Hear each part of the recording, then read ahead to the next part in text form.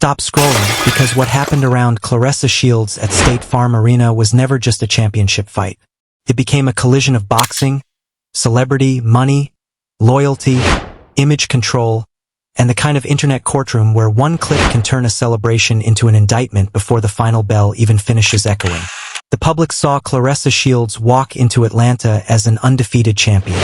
The public saw Kay Scott standing across from her with the WBC and WBA middleweight stakes hanging over the ring. The public saw the Zeus Network celebrity undercard pull eyes that a traditional boxing broadcast could never pull on its own. But once Monique stepped forward with glowing praise for Claressa Shields, calling the entire night an example of black excellence, the conversation changed. Suddenly, the story was not only about who won. It was about who showed up, how they entered, who got paid, who spoke for the champion, who claimed to speak for the culture, and whether the audience was being sold inspiration or being asked to ignore the mess sitting right next to it. Before anything else, the confirmed framework matters. Claressa Shields versus Kay Scott took place at State Farm Arena in Atlanta on Saturday, August 15th, with the unified middleweight championship positioned as the main event prize. The arena promoted the night as a major boxing event. The card also included a celebrity-fueled Zeus portion, with Ray J and Orlando Brown among the names drawing non-traditional boxing attention. That combination was the entire gamble. Put a legitimate champion like Claressa Shields in the building, surround her with personalities who command social media traffic, and hope the spectacle expands the audience without swallowing the sport. For one night, Atlanta became the test case. And depending on who you ask, the result was either a breakthrough for women's boxing, a chaotic brand exercise, or both at the exact same time. That is where Monique enters. Monique did not come forward with a neutral recap. Monique came forward with testimony. She described being moved by what she saw around Claressa Shields. She praised the security, the wardrobe, the ring presentation, the meet and greet energy, the people working behind the scenes, and the feeling that a young black woman from Flint, Michigan had created employment, opportunity, and pride inside a packed arena. In Monique's telling, Claressa Shields was not simply defending titles. Claressa Shields was carrying a village. Every usher, every corner worker, every stylist, every camera operator, every ring card presenter, every member of the event staff became part of a larger portrait. The fight was the cherry on top, but the deeper message was the machine around the champion. That kind of praise lands because Claressa Shields has a resume that demands respect regardless of how anyone feels about her public persona. Claressa Shields is not a novelty act who wandered into boxing through influencer fame. Claressa Shields built her name through amateur dominance, Olympic history, professional titles, and a willingness to call herself great before the industry always knew how to market that confidence. She has fought for recognition in a sport that routinely celebrates male bravado while treating female ambition like a branding problem. So when Monique framed the night as black excellence, she was speaking to something real. Claressa Shields has forced doors open that the boxing business preferred to keep half-closed. But the internet does not let inspiration breathe for long. The moment Monique praised Claressa Shields, critics began dissecting Monique's own position.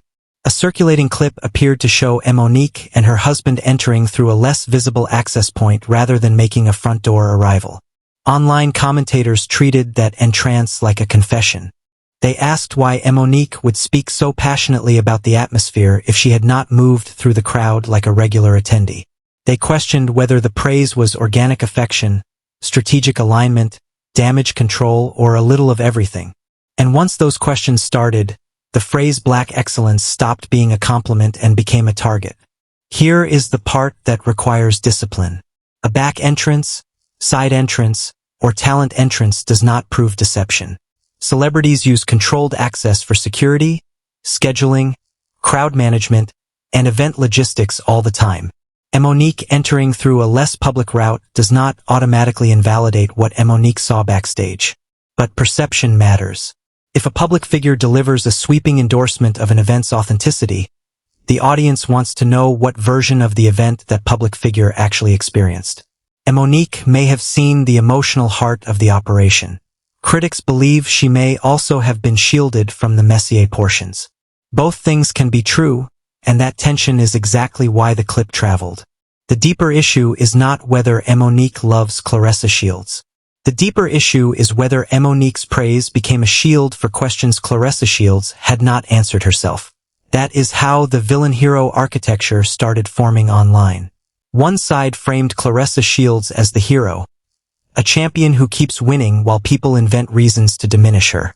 Another side framed Claressa Shields as the protected brand, an athlete whose supporters rush to speak for her whenever business questions get too close. Then Monique became either the godmother of the moment or the celebrity messenger sent to wrap a complicated production in inspirational language. Neither frame tells the whole story, but both frames generate engagement. Kay Scott almost disappeared from the conversation, and that says something uncomfortable about how these events are consumed. Kay Scott was not brought to Atlanta as a decorative opponent.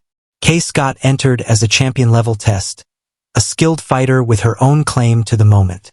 Yet once the undercard clips, celebrity entrances, purse rumors, and backstage anecdotes started moving, Kay Scott's presence became secondary.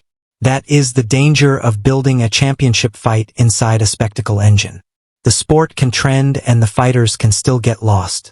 Claressa Shields remained the center because Claressa Shields is the gravitational force.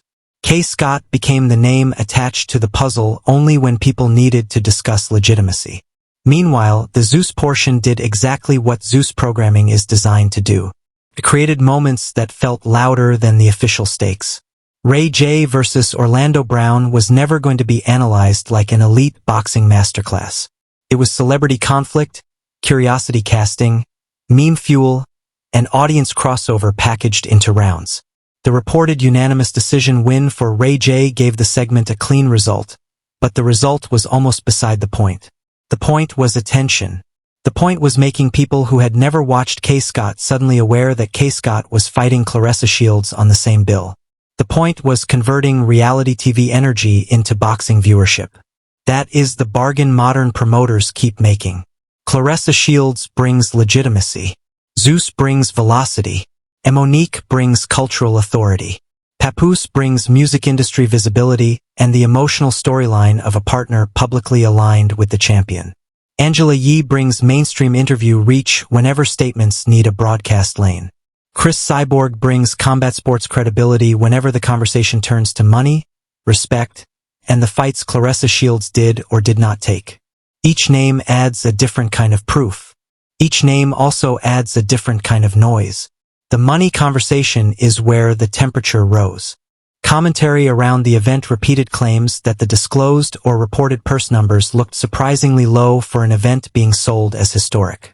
One widely repeated figure connected Claressa Shields to a $500,000 purse, while Kay Scott's number was discussed as dramatically lower. Other undercard figures were tossed around social media as evidence that the event's financial shine did not match its public image. Those numbers need independent confirmation before anyone treats them as the full economic truth, because disclosed purses rarely capture sponsorship money, back-end participation, promotional bonuses, broadcast considerations, or other revenue streams. But even the perception of low numbers created a storyline. If Claressa Shields is the self-declared standard-bearer for women's boxing, people expect Claressa Shields to command superstar economics. If the public sees a number that looks smaller than the rhetoric, critics pounce. Supporters then answer that Claressa Shields is building infrastructure, not just collecting checks. They argue that one fight in Atlanta, one sold arena, one broadcast platform, one celebrity undercard, and one viral weekend can create leverage beyond the purse sheet. Critics answer that infrastructure without transparent compensation can become a pretty word for underpayment. That argument is bigger than Monique. It is bigger than Papoose. It is the central business question hovering over Claressa Shields and women's boxing as a whole. The Chris Cyborg angle made that question sharper. For years, the idea of Claressa Shields facing Chris Cyborg has carried obvious crossover appeal. Boxing royalty against MMA power, both women with legitimate claims to combat sports greatness. Commentary around this latest event revived the claim that a $2 million offer had once been placed in front of Claressa Shields for a Cyborg-related fight, and that the opportunity did not materialize. Whether every detail of that offer is publicly verifiable or not, the narrative attached to it is powerful. If Claressa Shields turned down life-changing money, critics ask why. If the offer was not as clean as advertised, supporters ask why Claressa Shields keeps being judged by rumors instead of contracts. If promoters use the number for leverage without delivering a real path to the ring, then the entire debate becomes another example of women fighters being discussed through hype instead of paperwork. That is why the speak for yourself pressure around Claressa Shields keeps growing. When Monique praises the event, people ask why Claressa Shields is not breaking down the business herself. When Angela Yee reads or relays a statement connected to the champion, people ask why the statement sounds more careful than Claressa Shields sounds on social media. When Papoose appears near the operation, people ask whether Papoose is a supportive partner, an executive voice, a branding asset, or a lightning rod absorbing criticism that should be directed at the business team. Every public ally becomes part of the question. Every public silence becomes evidence for somebody. Papoose is especially complicated in this story because Papoose carries respect as a lyricist and visibility as Claressa Shields' partner. Supporters see Papoose standing beside Claressa Shields and read loyalty. Critics look at Papoose near the business side and read influence. Neither reading is automatically fair, but both are inevitable. Once a romantic partner appears connected to career decisions, every win becomes shared and every questionable number becomes suspicious. If Claressa Shields earns a massive purse, Papoose gets praised as part of a winning team. If the reported purse seems low, Papoose gets dragged into jokes and accusations he may not deserve. That is the tax of public partnership in the influencer era. Andre Dirrell and Laila Ali entered the discourse through a different kind of challenge: historical ownership. Online critics questioned whether anyone attached to the Atlanta promotion should describe Claressa Shields as the first woman to headline a boxing event in the city, pointing back to Laila Ali's earlier Atlanta appearance and Andre Dirrell's professional connection to that period. If the marketing language overstated the milestone, that is a legitimate factual criticism. If the claim was narrower, such as a first in a specific venue, division, promotional era, or championship configuration, then the language needs to be stated precisely. Legends deserve their place in the record. Laila Ali's impact cannot be casually erased just because the champion is having a modern moment. At the same time, she should not have her achievement minimized because promotional copy got careless. This is where the difference between celebration and propaganda becomes important. Celebration says Shields headlined a major Atlanta card, created jobs, generated attention, and added another chapter to women's boxing. Propaganda says every person employed that night owed their opportunity to the Flint champion alone. Every criticism was jealousy. Every conflicting fact was disrespect. And every celebrity entrance was proof of cultural triumph. Monique's praise sounded emotional and sincere to supporters. To skeptics, it sounded so total that it invited fact-checking. The broader the claim, the easier it is for one contradictory clip to damage it. The backstage image of she also became a battleground. Supporters pointed to her meet-and-greet patience, her interactions with fans, and the visible machinery around her as proof that the title holder understands the responsibility of being the face of an event. Critics pulled out isolated visuals and framed them as signs of chaos, ego, or poor organization. A family member being assisted into the venue became content. A security choice became content. A wardrobe decision became content. In a normal boxing promotion, those moments would disappear into the noise. In a social-first event, every second is a referendum on the main character. That is the cost of becoming the brand. She does not get to be only the fighter once the champion accepts the role of the draw. If the event sells because she is the face, then every production flaw attaches to Shields in the public imagination. That does not mean she personally controls payroll, security routing, credentialing, Zeus booking, or the arena's operational choices.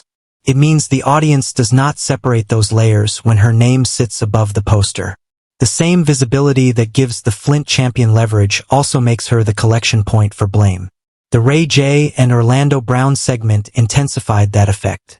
Some boxing purists looked at the celebrity fight and saw a sideshow cheapening a championship night. Others saw a practical bridge to younger viewers who might never purchase a traditional fight broadcast. Ray J understands attention economics better than most legacy boxing figures. Orlando Brown brings unpredictability that social platforms reward even when the actual sporting value is thin. Put them on the undercard and the algorithm wakes up. But the algorithm does not care whether K. Scott gets more technical analysis afterward. The algorithm cares whether the clip of the celebrity confrontation outruns the clip of the championship performance. Taseki and Big Lex added another layer to that crossover.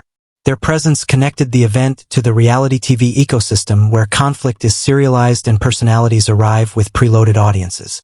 That audience does not necessarily arrive asking about punch resistance, reach, foot placement, or championship legacy. It arrives asking who looked uncomfortable, who arrived with whom, who got embarrassed, and which clip deserves to be clipped again. For she, that can be useful reach. For K. Scott, it can feel like being booked on the most important night of her career and still competing with a reality TV storyline for oxygen. So when Monique used the language of black excellence, supporters heard an affirmation of everyone who worked the event. Critics heard a blanket thrown over all of those contradictions. Was the security excellent if people were allegedly moving through confused access points? Was the production excellent if the celebrity undercard overshadowed the championship stakes? Was the business excellent if purse conversations immediately turned into jokes, denials, and unverified screenshots? Was the cultural moment excellent if K. Scott's skill received less attention than the viral personalities nearby? Those are fair questions, and they do not require hatred of the title holder to ask. The strongest defense of she is that she keeps showing up. The champion keeps asking for stages big enough to match her ambition. She keeps insisting that women's boxing should not apologize for wanting arenas, sponsors, cameras, and crossover attention. Shields has never been quiet about believing she belongs at the top, and in a sport where women are often expected to be grateful for scraps, that confidence is historically important. If the Flint champion sometimes overreaches in the branding, the overreach comes from a real fight for space.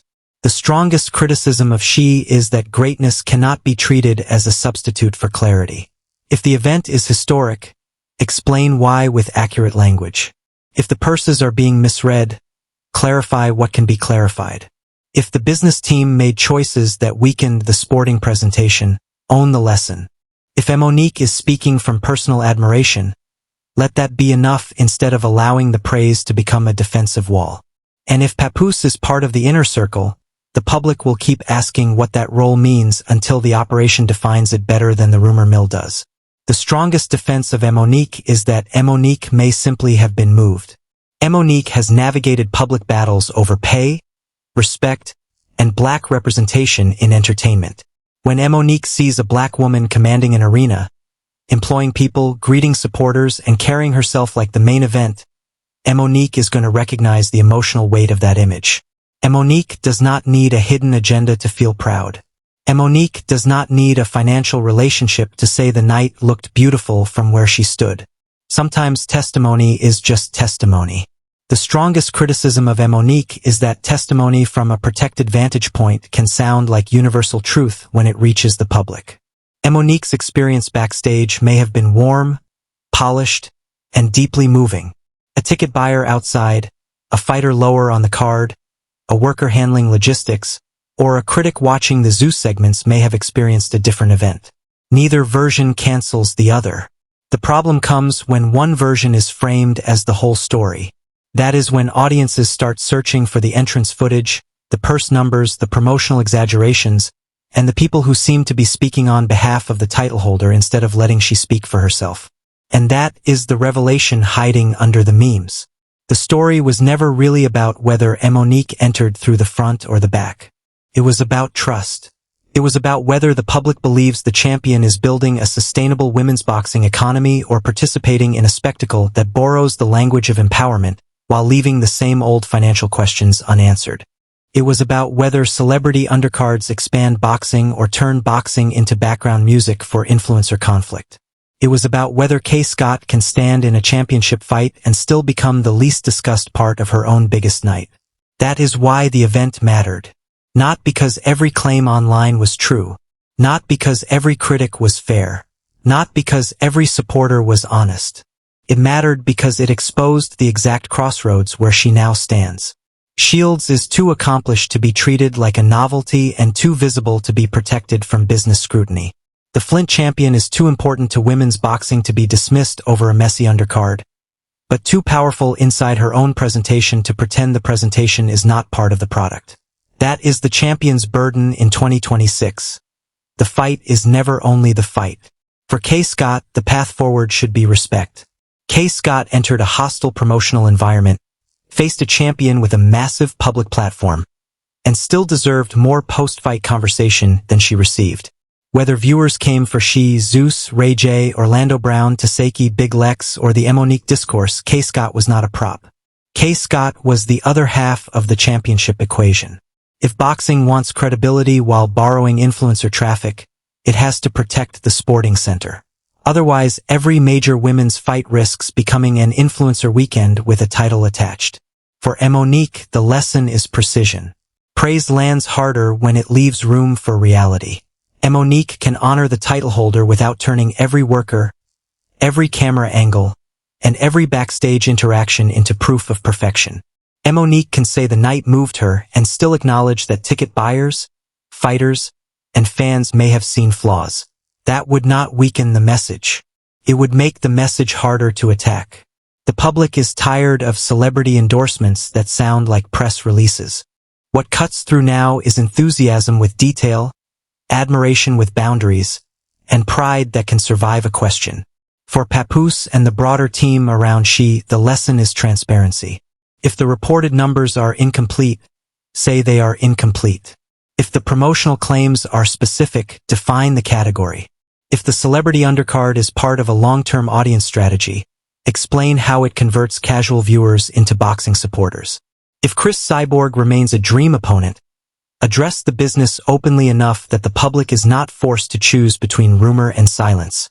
The more the operation lets other people interpret the machine, the more the machine looks like it has something to hide. For the champion, the opportunity is still enormous. She can turn this controversy into proof that she understands the next phase of her career. The next phase is not just winning. It is governing the narrative around winning. It is making sure that when a night like Atlanta ends, the audience talks about the championship first and the chaos second. It is making sure that women on the card are not financially or symbolically swallowed by the spectacle. It is making sure the people who speak for Shields do not accidentally make the Flint champion look less direct than she actually is. The culture does not need she to be perfect. The culture needs the title holder to be accountable to the scale she claims. That is the difference between a viral weekend and a legacy moment. A viral weekend gives us clips of Monique, Papoose, Ray J, Orlando Brown, Taseki, Big Lex, and every social media argument attached to them. A legacy moment gives us a reason to remember She vs. Kay Scott as a sporting event that mattered even after the memes died. Atlanta had the ingredients for both. The question is which one history keeps. So here is the real debate. Did Monique reveal the heart of the event? Or did Monique accidentally reveal how carefully that heart was staged? Did the champion build a bridge for women's boxing? Or did the celebrity traffic around she prove that boxing still does not trust women to sell without chaos standing next to them? Did Kay Scott receive the respect a championship opponent deserves? Or did Kay Scott become evidence that the spectacle economy rewards noise over craft? Drop the answer in the comments, but bring more than team loyalty. Tell me what you would fix first. The money transparency, the promotional language, the celebrity undercard, or the way allies speak for the champion. And if you made it this far, stay close, because the next layer of this story is the one almost nobody is ready to touch. How women's boxing can use influencer attention without letting influencer attention eat the sport alive. That conversation is coming next, and once the receipts, contracts, and promotional choices are lined up side by side, the Atlanta weekend may look less like a scandal and more like the warning shot that changed the business. Like, subscribe, and meet me there because the fight ended in the ring, but the real decision is still waiting outside it.